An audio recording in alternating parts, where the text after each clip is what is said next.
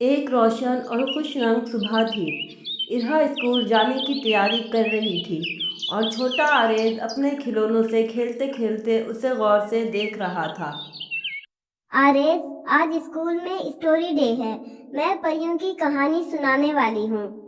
आपी, क्या मैं भी परी देख सकता हूँ?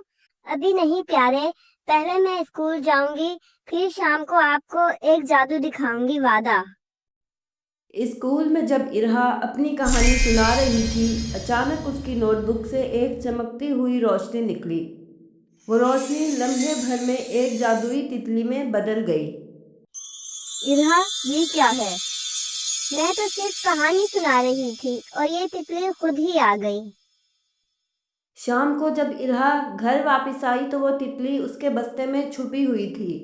आरेज ने बस्ता खोला तो वो तितली कमरे में उड़ने लगी।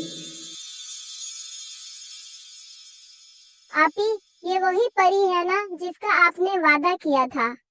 हाँ आरेज, लगता है ये जादुई तितली मेरे साथ ही आ गई है। मैं नूर हूँ, जादुई तितली। आप दोनों बहन भाई बहुत प्यार करने वाले हैं, इसलिए मैं आपको एक दिन के लिए अपने जादुई बाग में ले चलती हूँ। नूर तितली ने अपने सुनहरी पर फैलाए और लम्हे भर में इरहा और आरेज एक जादुई बाग में पहुंच गए। दरख्त रंग बदल रहे थे, फूल गुनगुना रहे थे और आसमान में कौसे कज़ा की रोशनी नाच रही थी।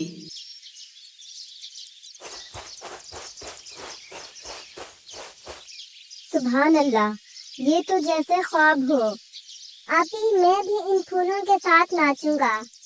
ये जादू सिर्फ उन दिलों को नजर आता है जो मोहब्बत और नरमी से भरे हों।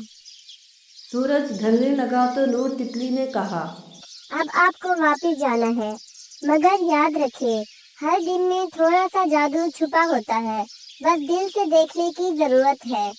अलविदा नूर, जल्दी वापस आना, हम कभी नहीं भूलेंगे आपका जादू। शुक्रिया।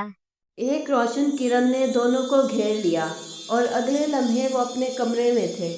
कमरे में अब भी तितली की चमक के छोटे छोटे जर्रे तैर रहे थे, जैसे जादू अभी बाकी हो। उस दिन के बाद जब भी आरेज और इरा आसमान में तितली देखते, वो एक दूसरे से कहते, शायद ये नूर ही हो, हमें फिर से जादू दिखाने आई हो।